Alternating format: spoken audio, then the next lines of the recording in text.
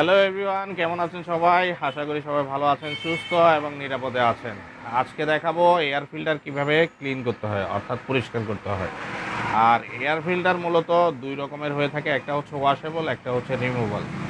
তো যেটা ওয়াশেবল সেটা ওয়াশ করার জন্য আপনারা অকটেন ইউজ করবেন, কোনোভাবে আপনারা পেট্রোল বা ডিজেল ইউজ করবেন না, এতে করে হিতে বিপরীত হতে পারে। আর যেটা রিমুভাল সেটার কাজ হচ্ছে যে আপনি এটা নির্দিষ্ট সময় বলবো না আমি, অনেকেই হয়তো বা সময় বলে 3000 5000 কিলো, বা কোম্পানি অনেক সময় রিকমেন্ডেড করে যে 5000 কিলো 7000 কিলো। তো আমি সেটা বলবো না। আসলে এয়ার ফিল্টার মূলত ময়লা হয় আপনার চালানোর উপরে। আপনি যদি অফরোডিং বেশি করেন, ধুলাবালি বেশি লাগে, সেক্ষেত্রে এয়ার ফিল্টারটা দ্রুত নষ্ট হয়। এই জন্য আমি টাইমটা বলতেছি না।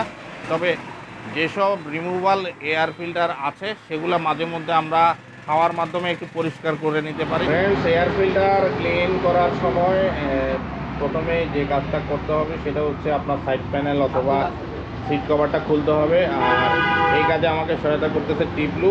এই সামনে দেখতে পাচ্ছেন টিপলুকে। এই হচ্ছে টিপলুর দোকান, অর্থাৎ garage, bike wash and service centre. এটা হচ্ছে চট্টগ্রামের চক্ষু হাসপাতালের পরে পরিবেশ অধিদপ্তরের ঠিক অপর পাশে। চলো টিপলু, আমরা তাহলে শুরু করি।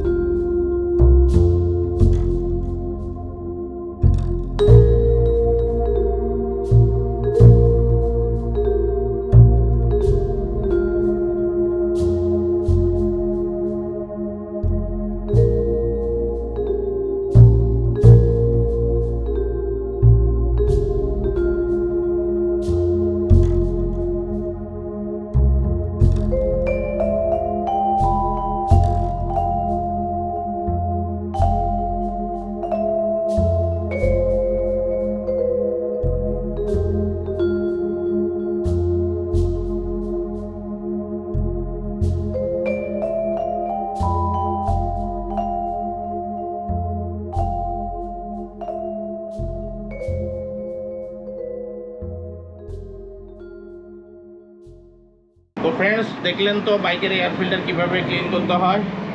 খুবই সহজ প্রসেস। যদিও বা আমার এটা রিমুভাল এয়ার ফিল্টার, বাট এখনও খুব একটা নষ্ট হয়নি, এই জন্যই আমি একটু হাওয়া দিয়ে নিলাম। আপনারাও চাইলে মাঝে মধ্যে রিমুভাল এয়ার ফিল্টার একটু হাওয়া দিয়ে নিতে পারেন। এতে করে আপনার গোপন যে দুইটা বিষয় থাকে, সেটা হচ্ছে 1 নাম্বার মাইলেজটা ড্রপ করবে আপনার এয়ার ফিল্টার যদি ময়লা থাকে, আর 2 নাম্বার হচ্ছে পিক আপটা অনেক ভারী হয়ে যায়। পিকআপটা যদি হালকা করতে চান এবং খুবই স্মুথ পিকআপ চান এবং মাইলেজটা খুব ভালো চান, সেক্ষেত্রে এয়ার ফিল্টার ক্লিন থাকাটা অত্যন্ত জরুরি। যদি ওয়াশেবল এয়ার ফিল্টার হয় তাহলে অবশ্যই ওয়াশ করে নেবেন। আর যদি রিমুভাল এয়ার ফিল্টার হয়, এয়ার ফিল্টার যদি ভালো থাকে একটু হাওয়া দিয়ে নেবেন। আর যদি বেশি খারাপ অবস্থা হয় বা মোটামুটি খারাপ হয়, সেক্ষেত্রে সেটা পরিবর্তন করে ফেলাটাই বেটার। তো আজকের মতো এখানেই বিদায় নিচ্ছি। সবাই ভালো থাকেন, সুস্থ থাকেন, বাইকার গিরির সাথেই থাকেন। আল্লাহ হাফেজ।